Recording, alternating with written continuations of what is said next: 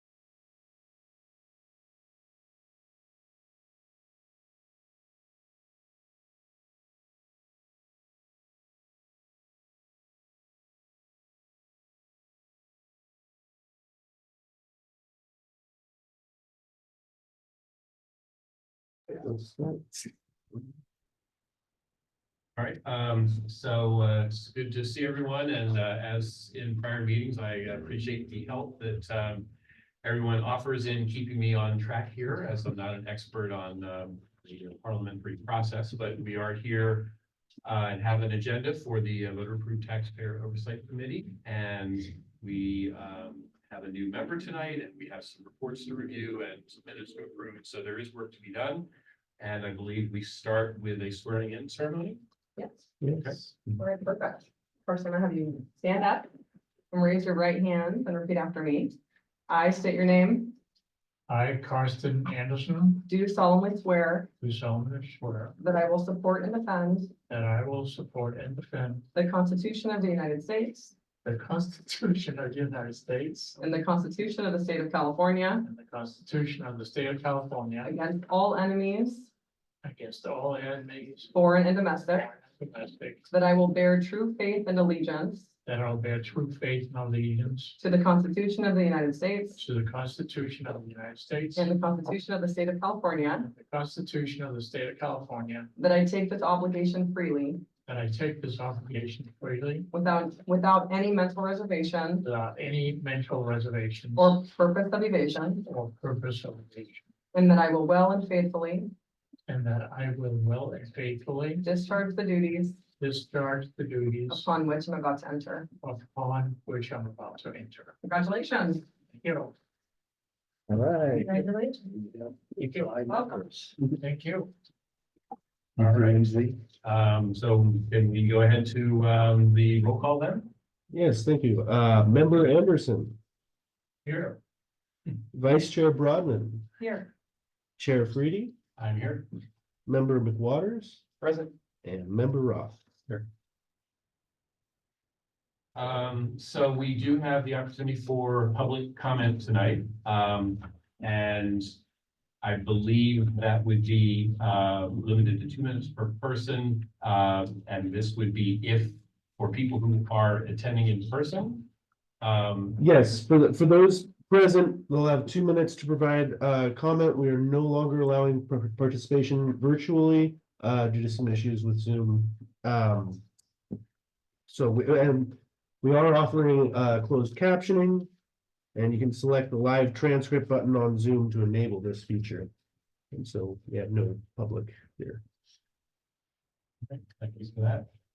So our first step, I believe, is to look at the minutes from the last meeting, which was, back in September. September 7th, I believe.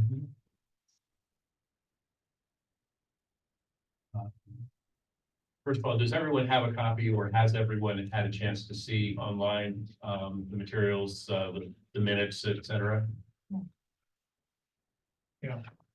But I'm gonna, this one, So right now, we're looking at minutes from September 7th. Yeah. And I guess the question is, are there any comments on the minutes as presented?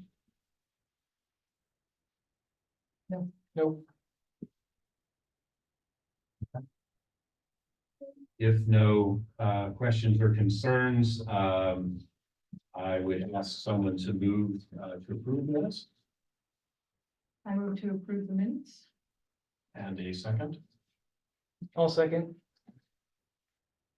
We need a roll call. Is that my role? Yes, oh, yes. Okay, so So, please indicate yes or no to approval of the minutes. yeah, thank you. Member Anderson, Vice Chair Broadman, Approve. Chair Freedy, I approve. Member McWaters, Approved. and Member Roth. All right. Passes 5-0. And our next step then is meeting up with the public. Do we have any awards, recognitions, presentations, or public comments regarding items not on the agenda? I do not see any members of the public.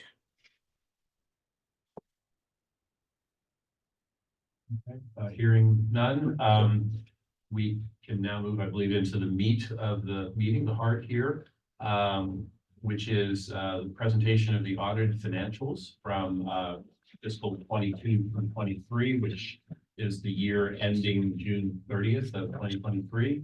And if you'll remember, in our last meeting, we reviewed the unaudited numbers, and now we have the final audited numbers. And then followed by a presentation and approval of the annual report. So I don't know how you want to go through the audited financials. We do have materials on all 4 of our key measures, and maybe we should just go through them one by one, or Yeah, can I make a suggestion, or at least Yeah. intro the item, and then we can pass Go it ahead, on? go ahead. So again, thanks everybody for attending this evening and for your patience in getting this meeting scheduled. As the chair noted at our last meeting in September, we shared information regarding, again, the unaudited actuals. I think there was a fairly robust discussion and some questions. So as we noted in this staff report, and I'm going to just apologize again for the hiccup in getting the material. We got it all posted last week. With our transition of staff, we thought that the city clerk's office was charged with getting the packet to the members. That was not the case, so that's entirely on us, and we will endeavor to not have that happen again. As it relates to the first item on the agenda, 2 things.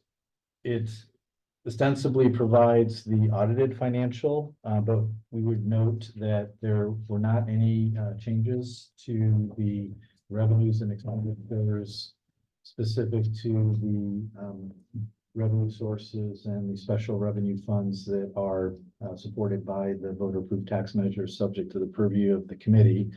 So that information is largely unchanged, but what we attempted to do in preparing this packet is also be responsive to some of the feedback that we got from the committee in September. And that's the bulk of the supplemental information.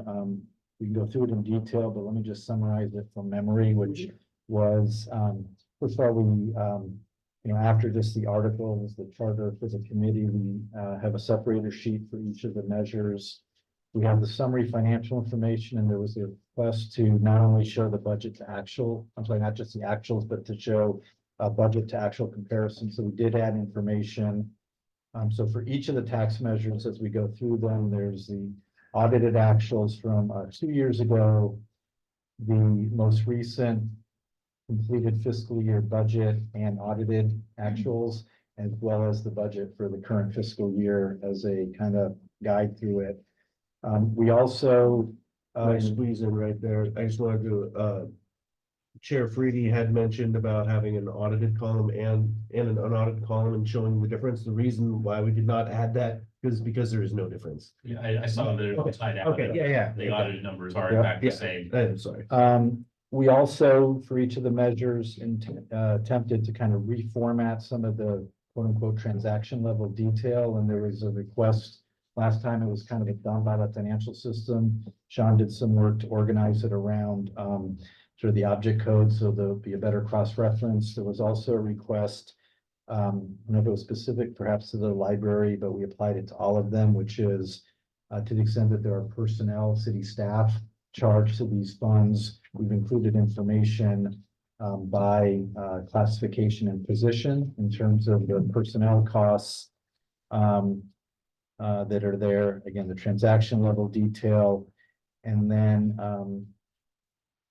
we attempted to address some of the other questions. One thing that when we get to measure G, which is the cannabis tax, I apologize. I think there was a request for some follow-up for the number of licenses that are authorized and numbers that are issued. We have that information for you. I'm not sure if it got into the report, but we have that for you. So I just wanted to set the table for this agenda item in terms of how it was prepared in response to our discussion in September.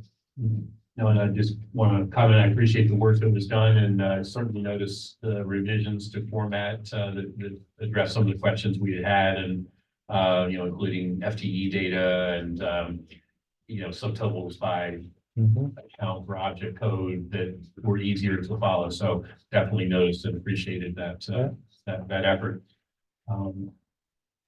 As well as the formatting of, a couple of years of actuals and budget and next year's budget as well. It's the format that I think is useful. So I do appreciate that.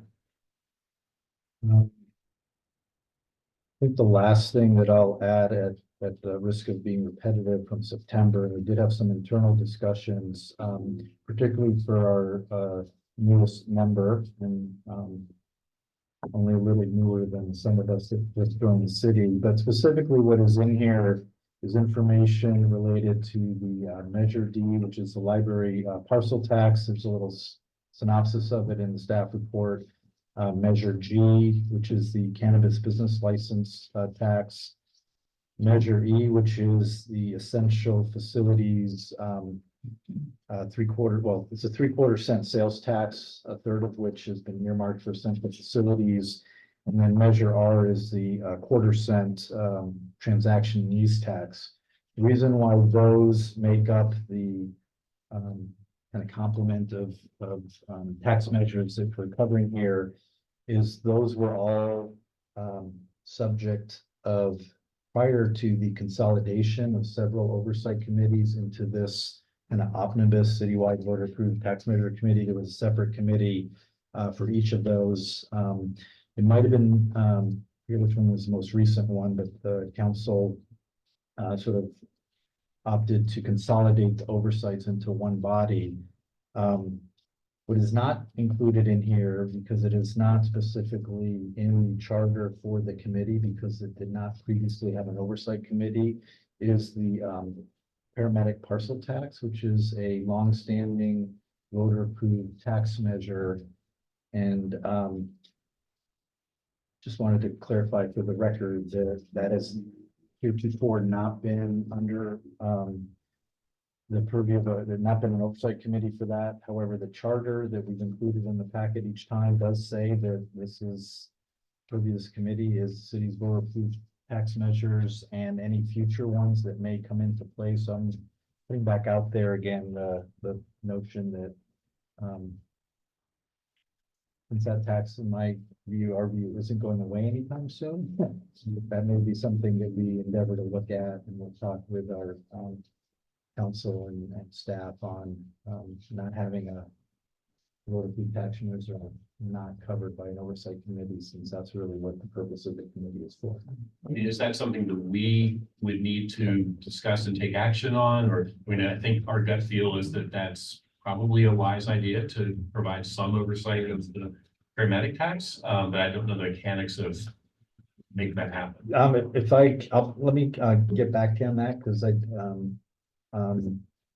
there's a long history around the paramedic tax, but I don't know that it would require action on your part, but if it's the desire of the committee to be looking at that, we will advance that issue, and if we need your assistance, or we'll let you know. I mean, do we need any input from the other members? You know, are we in favor of broadening the scope a little to include this additional tax, or is that something we want to stay away from? Or I'd say absolutely. Why not? That's why Yeah, we're is here. that the only one that's not included? That's the only existing sort of active tax. I think we mentioned, and Catherine Kufa, our community services director, is here. Measure C expired years ago. There's still some funding, but I think we've discussed some Measure C, but that's the only current tax that we're That's active. collecting that's Okay. active. I would say, yeah, might as well. Maybe it's a suggestion, I'll just say for the record, because we're on the record, perhaps when we get to the annual report, if the committee is comfortable with the annual report, you could potentially insert a comment to that Recommendation effect there. in the annual report, for council to receive.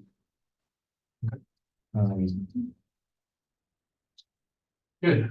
So next, in terms of process, are we looking at going through each of the 4 measures and the materials, and is that the best way to approach this? But yeah, I think that's, at least it'll get us through the packet. Maybe we, and I'm gonna defer to Sean when we go into it, because he's the person who not only keeps the financials in order with help from the rest of our staff, and I'll just introduce Vaughn Bach, who's our county manager downstairs. My only comment is, we'll defer to the committee as to the level of detail, given your, thorough review, if you will, at the September meeting. It helps acknowledge we have a new member, so this is your meeting. And with that, why don't we just start with Measure D? And you want to, Okay. is that the first one? Now, the way I had thought to go through with this was more going over the changes in the detail, which has now been done. Well, we touched on it. Right. But to go back over these summary financials, they haven't changed from our last meeting in September, so.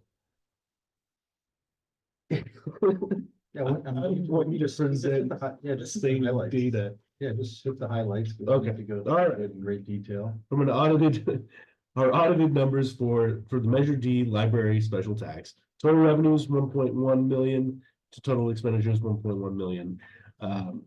Ending fund balance for Measure D increased by $50,000 about, and Measure C was reduced by $40,000. All the backup is here. I did have to make some changes to the labor distribution report to remove names, so there you can see in the backup to this data that it's mostly temps there, and I believe that they said Jill mentioned that it's mainly used for temps. There's a few full-time staff charged to us. You can kind of see there's a number of full-time staff in here. Interspersed within. Right, but one of the things that you might see is how budget to actual tends to equal itself, which seems, and that's because they use up the Yeah, budget so before going. to we general. allocate Measure D funding first. Right. And once we've kind of, exhausted that, then we go to general fund, Right. particularly in the temp budget. What does PARS stand for? That is a public agency retirement system, and it is for For temporary temporary employees. employees or fixed term. It's a defined contribution plan instead of a. For defined- temporary employees. Right, Correct. right. It's 3.75% of their salary.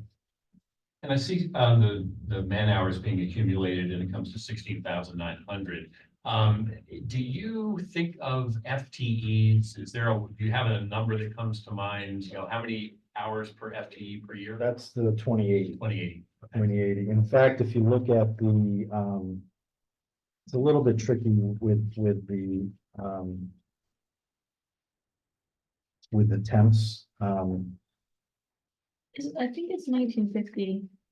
Oh, you know what? Because we're at San Rafael, I'm sorry. Oh. That's, I stand corrected. Wait. San Rafael, just my brain, operates on like a 37.5 hour work week as opposed to the 40 hour work week. So for that purposes, actually, I need to note that for other, so that's the 1950. So for a full-time position, for instance, like the first one that's on the list, the 100% or 1.0 FTs, 1950. And this summarize total FTE at the bottom of the page, with just the hours. I came up with 8.1 FTEs at a 2080 rate, so a 1950 rate would be more like 9 FTEs.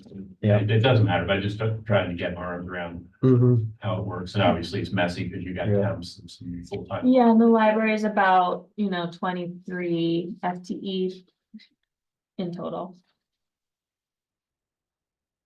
I have a couple additional questions on the library tax and Yeah. others may have their own.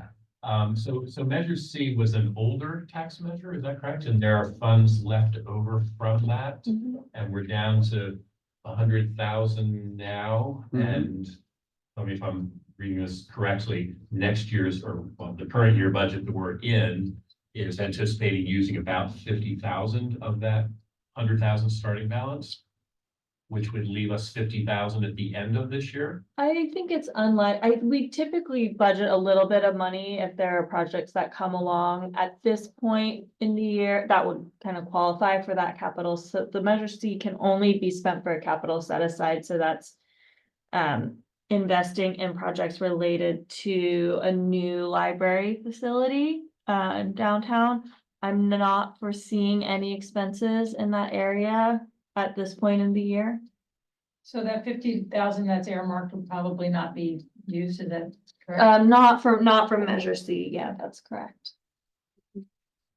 Yeah, at this point, So if there's 23 FTEs and about 8 or 9 are paid for by Measure D, that the rest are paid for by the general funds? that's correct. Is that typical? Is that standard?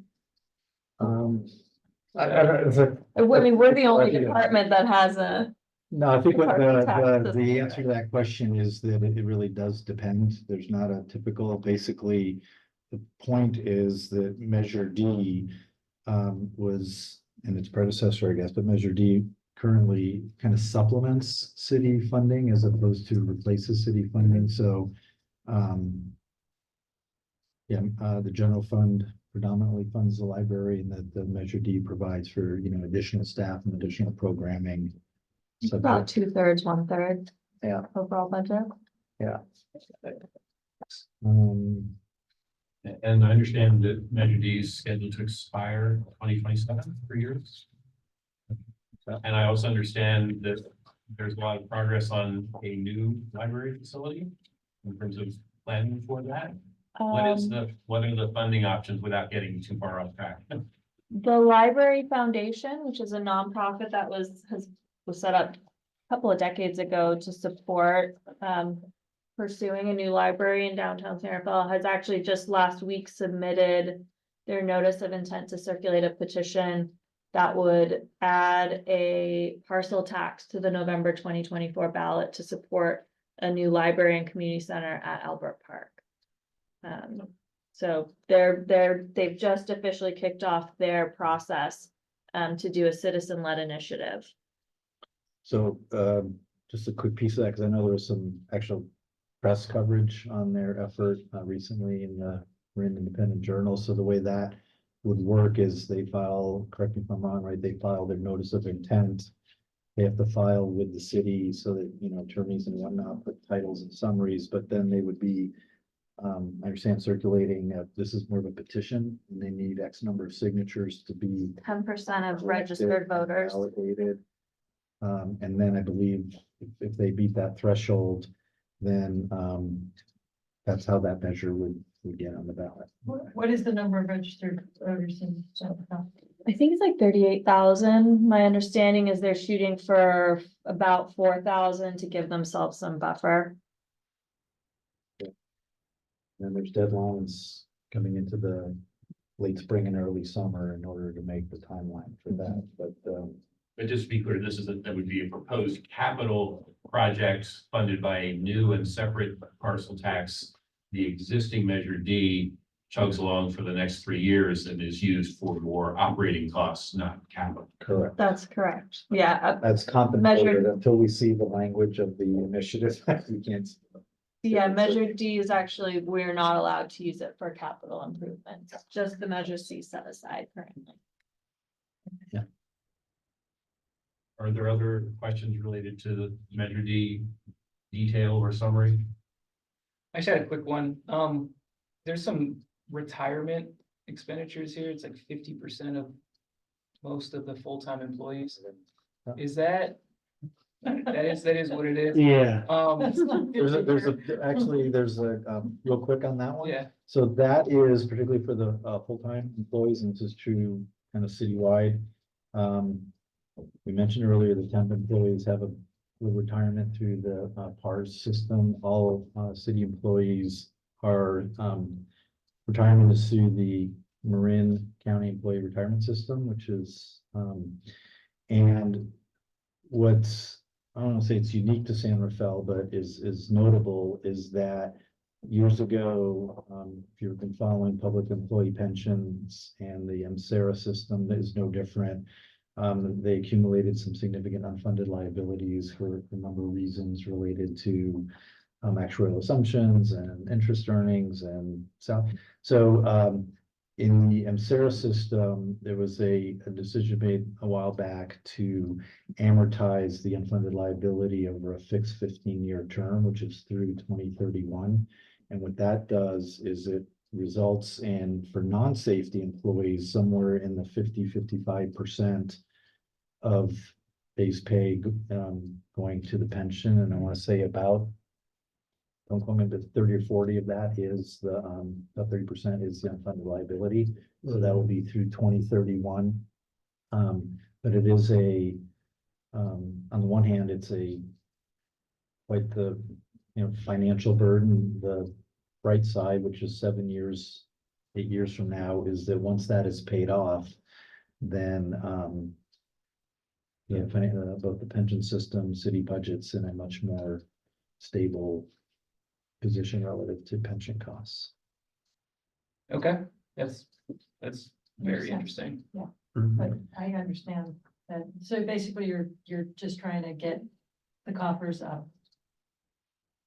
Well, this is not so much this is the required contribution of the pension system to pay off the unfunded liability.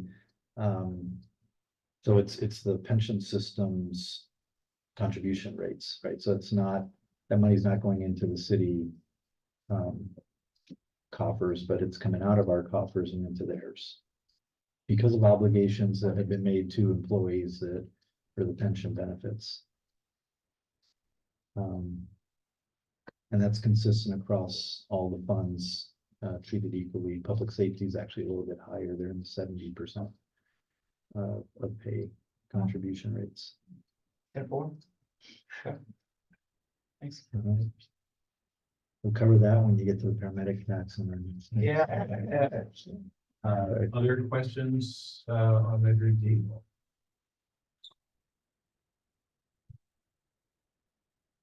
Should we just? We're on to measure G. All right. All right, the highlights here are that we have. Catherine's excuse, I'm gonna just. All right, thank you so much. Thank you. Appreciate being first. Thanks to your staff for their help in us putting this report together. Next is All right, measure G. Measure G. So like I was saying, the highlights here are the decrease in revenues, no, 346,000 for the year. And that's mainly a result or directly a result of reducing the taxes by 50% earlier in the year, and I believe that goes for another 2 years. The expenditures were quite low as we were using other funding for the SAFE team. This funding right now is earmarked to be used for that SAFE team. You might see a van outside. $1.1 million available for that. Folks familiar with the SAFE team? It's kind of the acronym Well, for. I'm familiar with it in the city because it's a nightmare. Have you seen what's going on in the city? Well, the person in charge just got basically indicted. Of the SAFE team, Uh-huh. the nonprofit that Yeah. we contract with. Yes. Okay. I'm not familiar. Oh, Not familiar. Big Uh, news. familiar It's been either. in the news for the last few weeks. Yeah, it's, yeah, so it's the contract that we have to help with, first response for some issues related to the unhoused population, to take a little of the load off of police and fire that historically is kind of the first line of response.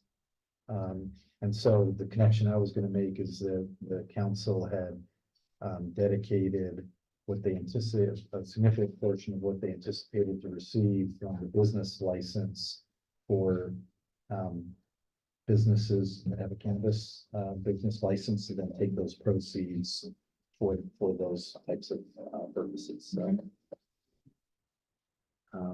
Sorry, Sean, go ahead. Oh, nothing to add personnel. Nothing to add here other than, the main costs are the personnel. And just besides the safety, it's the personnel involved in administering the tax and collecting the money. And the software subscription, which I believe has been canceled at this point, if Stacy was here. So there'll be some savings there. Any questions? I have one additional piece of information, which is why I try to get my technology to work. I'm gonna see if you can see this on the screen. Is that too small, or can you see it? See it? I might be able to blow it up a little. This is from our economic development team, because we had asked the question at the last meeting as to how many licenses are authorized and how many are active. Mhm. And so, you see in that first column, out of the 23 total license that are allowed by category, you have distribution, infused product, that's manufacturing, delivery and testing. The city does not currently allow, kind of the storefront retail, AKA dispensaries, so these are the only categories. And then, they awarded, 16 of those licenses.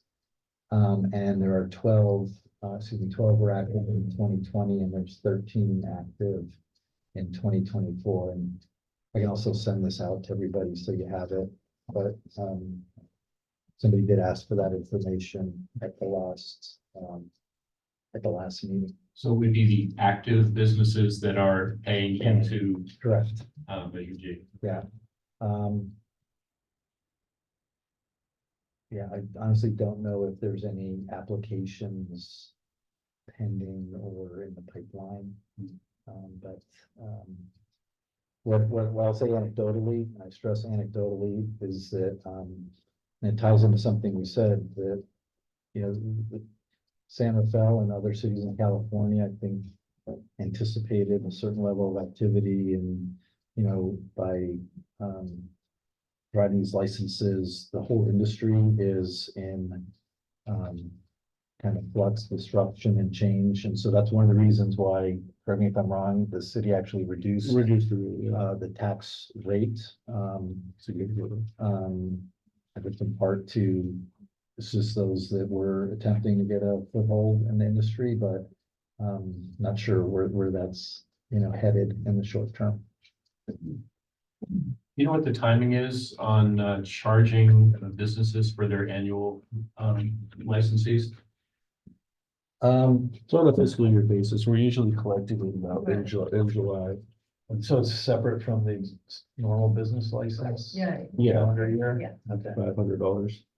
So I guess my question is related to the budget column, which says the revenue is anticipated 225,000, which is a drop from prior year. Yeah, But maybe by this time of the year, you know pretty much whether you're gonna hit that 225 or not. sure. Yeah, we could, well, yeah, we could take a look. I'm not- And it's a curiosity more than, it's not really a. I not can, necessarily know. by our purview, but we could look. I don't have, I'm not connected to Eden because I'm on the Wi-Fi. Or, Well, I'll tell you what, let me, I don't want to hold you up, but I can probably look up where we're at. it's a tentative, but I'm just sort of curious, because you are anticipating a drop yeah, in revenue. You Right. know, the number But of it's- businesses is relatively stable, but the rates are down. So just curious if the 225 is gonna hold up or not. yeah. So we would only have collected, I think, about 1/4's worth of. Unless we had received, probably at the end of January, we received a second quarter. Okay. Okay. So we, yeah, But in terms of the other detail on Measure G, I personally don't have any Right. any questions, does the rest of the team? Yeah. I do not. Was this the first quarter number through December? yeah, Just Yeah. tracking a little ahead. okay, Yeah, we collected 64,000 through December, but because of the lag, the second So that's quarter. one we're quarter, Showing yeah. January, so this is 1 quarter, so it's, That's gonna be 250 then, yeah, we're about 28%. It would have been the first quarter. so you're close. mhm. Okay. Good. Okay, other Measure G questions? All right, on to Measure E. Now, this is our 3/4 cent general tax. That superseded Measure S, that was 0.5, and so that extra 0.25 is dedicated to the Essentials Facilities Project. And that's what's really presented here because that other ½ cent is just a general tax. So. And that's presented here. I presented it in the reconciliation at the bottom to show the transfer because it's done as a transfer in. So the 1/4 cent portion totaled 4.9 million for the year. Net of the debt service on the bonds outstanding that paid for the public safety center and the renovations of the various fire stations, 4.3 million. The net transfer was 586,000. And you can see the projects funded 6.2 million, and then the detail is broken out by project rather than account for this particular fund. That's So a couple of questions related to that. The 1/4 cent portion of the overall tax, 4.9 million. If anything, that should increase slightly as overall retail sales increase and Yeah. sales tax increase. Okay. The debt service portion, which is 4.3 million, is that fixed? no, it'll actually, it increases every year. It's on an amortization schedule, but the principal goes up every year when we're repaying it. But I think, isn't it level debt service though? Because we're paying more interest and less principal, and then in the. No, but the principal payment keeps going up much higher than the interest goes down. Oh, interesting. Yeah. Okay. Yeah, they anticipated, a growth in the sales tax to pay this down. Yeah, I mean, and again, not trying to get, Yeah, every dollar every year, but, if there's a net transfer of 500,000, 586 this year. Is it reasonable to assume that's kind of a run rate in future years, 600 yeah, grand a you year? expect more receipts and you expect higher debt service. So, what is the But I think- intended use for the 600,000, you've paid for the debt service, but you have 600,000 left, in a sample year this year. What can you do with that? So the, at least by council policy where the extra piece is allocated for, it is for essential facilities, so the debt, if I'm not mistaken, primarily funded the, kind of new public safety center across the street, and there's, I think some other pieces of project, but some of the capital projects that are currently underway are just wrapping up and are contemplated in the next phase would be funded on a, pay-as-you-go cash available basis as opposed to issuing additional debt. So the debt proceeds were expended on completed projects, and there are additional projects at least allowed or authorized under the Measure E plan. And obviously smaller scale, if it indeed is 600,000 a year, that doesn't buy a lot of big buildings, but eventually it's enough to do something with. Yeah. And again, looking on the expenditure side in this year's current budget, we have two items, 250,000 for public safety dash post-construction cost, and then 2 million of other. Any color on what the 2 million will be for?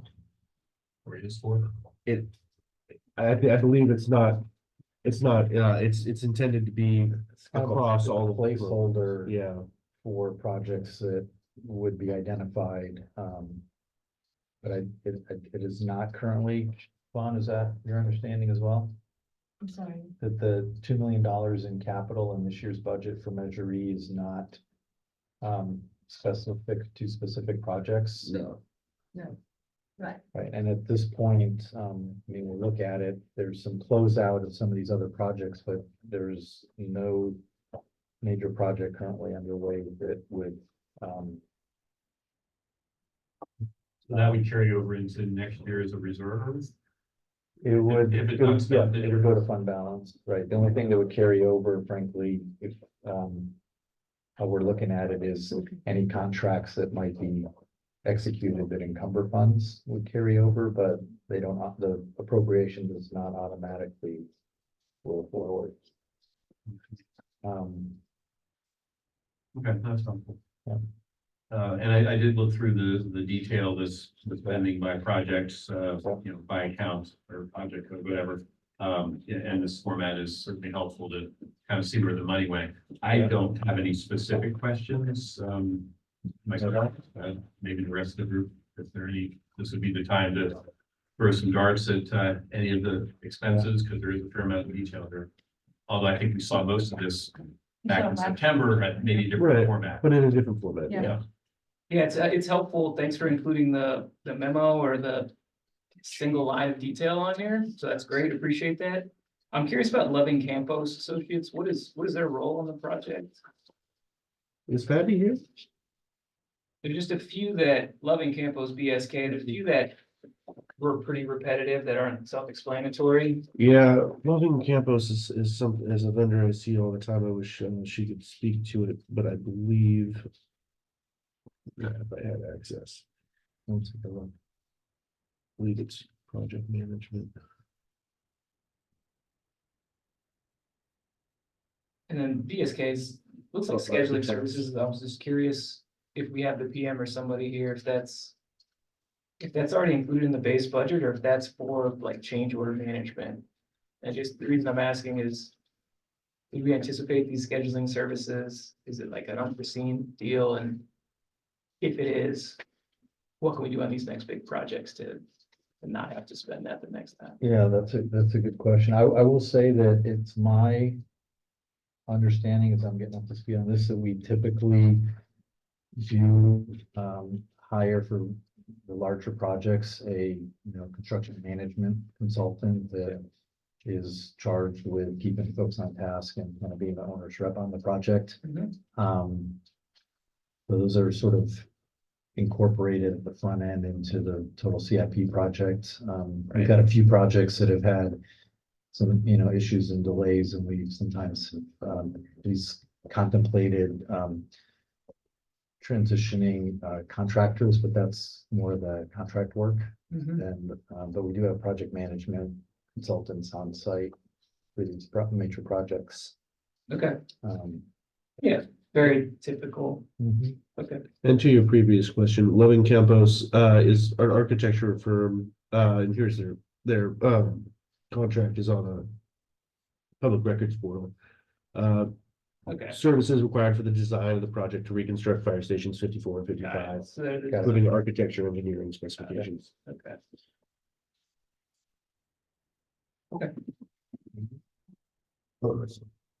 Moving on. Before you do that, I was just Yeah, gonna interject, go ahead. our economic development director, Mike Kinsella, will join us. We covered cannabis. Yeah.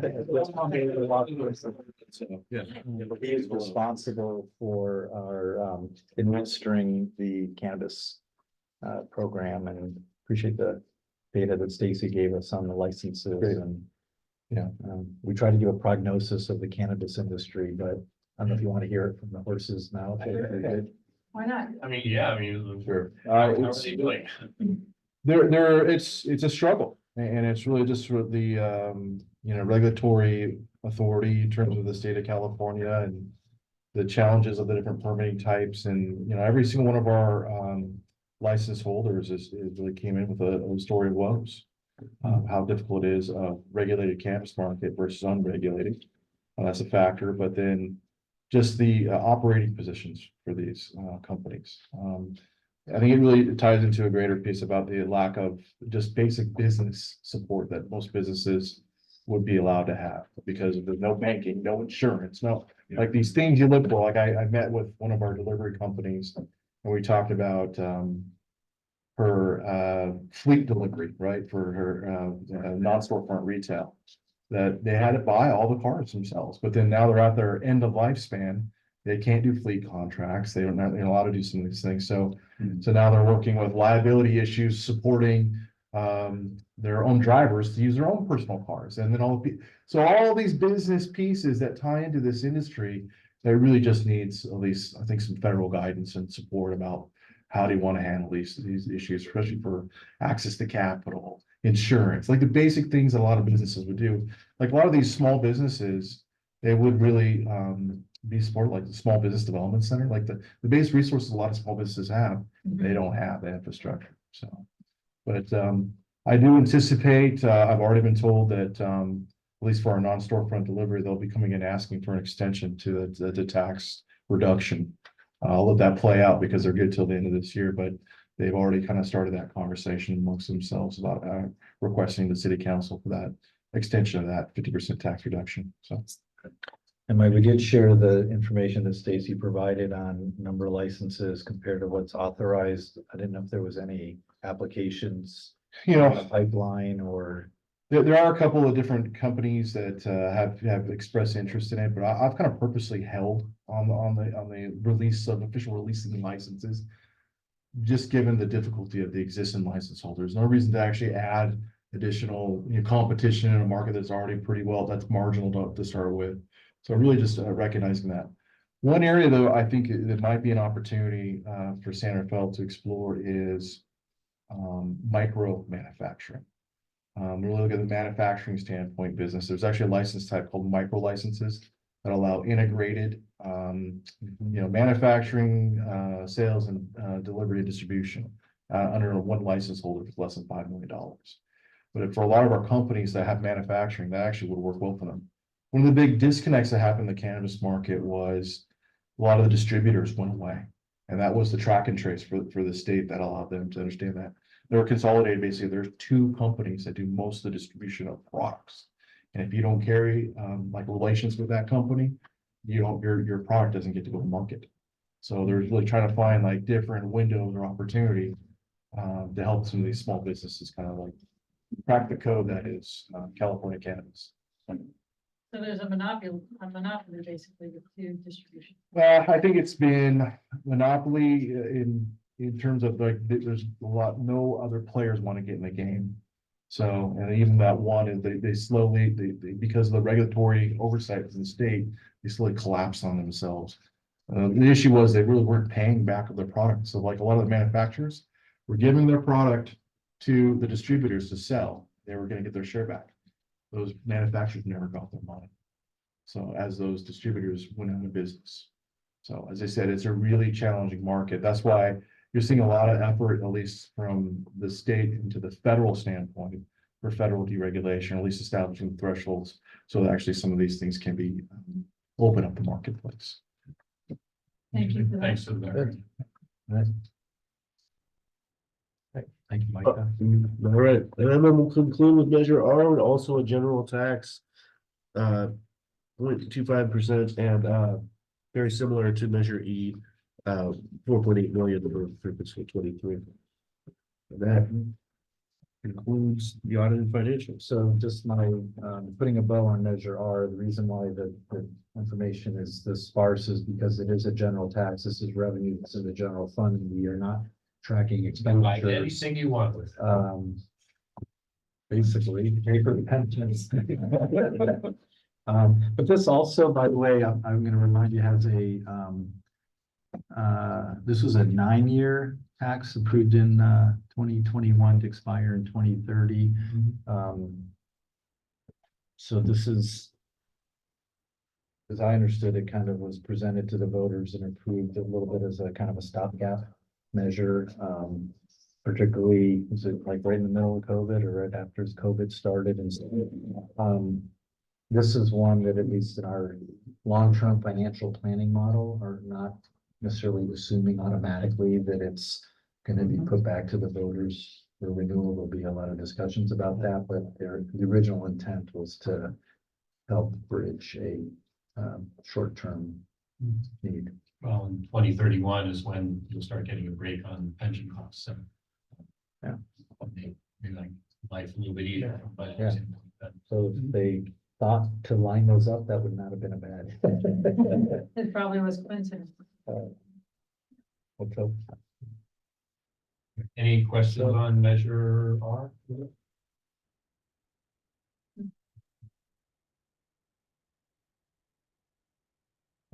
So that actually would wrap up, item 4 on the agenda. Chair, if you want to move to item 5, I would just give a brief. Well, should we? Oh, sorry. Motion to accept the report. Sure. Well, it's an informational report, but you can. Yeah, okay. Sorry, I don't want to, Sorry. I don't want to I deviate didn't from know if the that's- script. Okay. What's the pleasure of the chair of the Let's committee? just move on if it's not necessary. If it's just informational, it doesn't need to be accepted. It doesn't require action. Is there a recommendation listed in the report? Nope.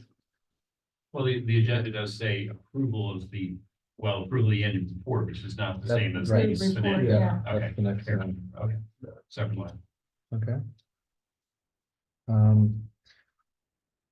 So on the last item on the agenda, at least under the matters, as noted, the committee is, charged in your, charter to provide the city council with an annual report. There's no timeline or deadline for that, but we're kind of at that point of the process and looking at last year's audited financials. I'll say that what we included in your packet as a drafted report is essentially the report that the committee submitted last year to the city council at this time. I believe it went to the council in the first meeting in March last year.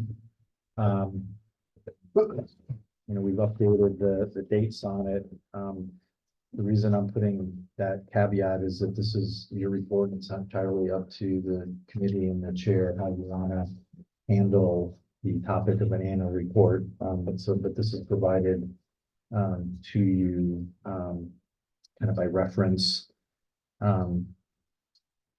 I'll say that there's some logistics associated with any action you take to approve a report, because if you do want to make some revisions to it, you certainly can, additions, deletions. It'd be our hope that we can actually approve the report, so then we can just finalize it, get it signed off and move it along and not have to bring back a separate meeting just to approve the report. But that's a function of how comfortable you are with a draft or how you want to approach making it yours. No, there's I'll leave it at I that. appreciate the work in developing this report. So I think the team should discuss, are we comfortable with the report as developed, and would we be in favor of approving it as it exists? One thing we had talked about is the potential of expanding the scope, or the recommendation to expand the scope to include the paramedic tax. Is that where this would go? If we wanted to make that recommendation, or let me look at one thing real quick. I'm looking at the bylaws for the committee that basically says that the responsibilities is prepare and submit to the city council and the community an annual public report on the expenditures of each measure's tax from the previous fiscal year. I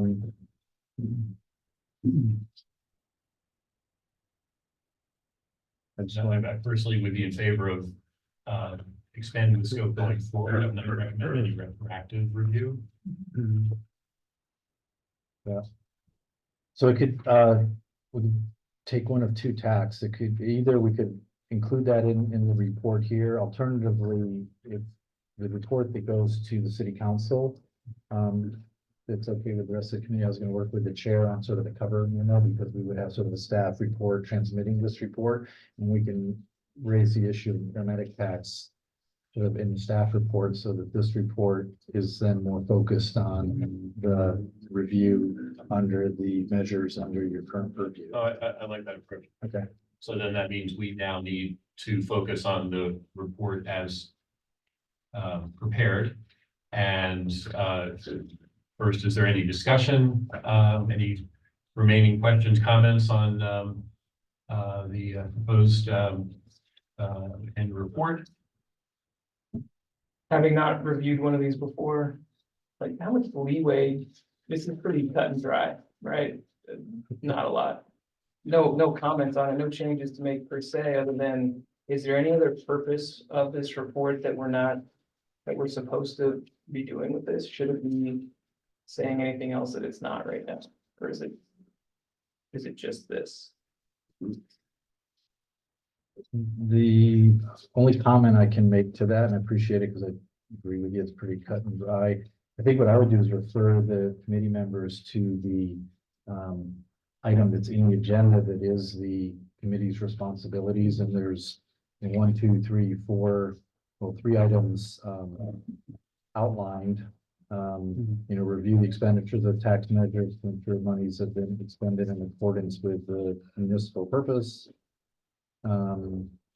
Understand level expenses, review documentation, review the annual reports from the finance department to track the receipts, and then prepare a report to the council based on that review. So it's really tailored to the specific charge that's in your, that said, it is, I think, entirely up to the committee how you want to handle your report. Simple. No comments on this one, maybe I'll do it on next year's. Yeah, I mean, I think this is pretty cut and dry too. But I'm gonna look to our fearless leader over here. I mean, I'm comfortable if the annual report does indicate that we've followed our authority and responsibility. So I would personally not recommend any changes or rewrites or edits. So I guess we now need someone to recommend approval, and then a second. So where we are. I recommend approval of the report. Second. And roll call. All right, Member Anderson, Aye. Vice Chair Brodman, Approved. Chair Preety, I approve. and Member McWaters, Approved. and Member Roth. Approve. All right, I'll pass it by 0. So as we wrap this item up, 2 things. I printed out a clean copy, and the last one actually had each of the members' signature on it. So that if you want to do that, I just pass this around and we'll include it.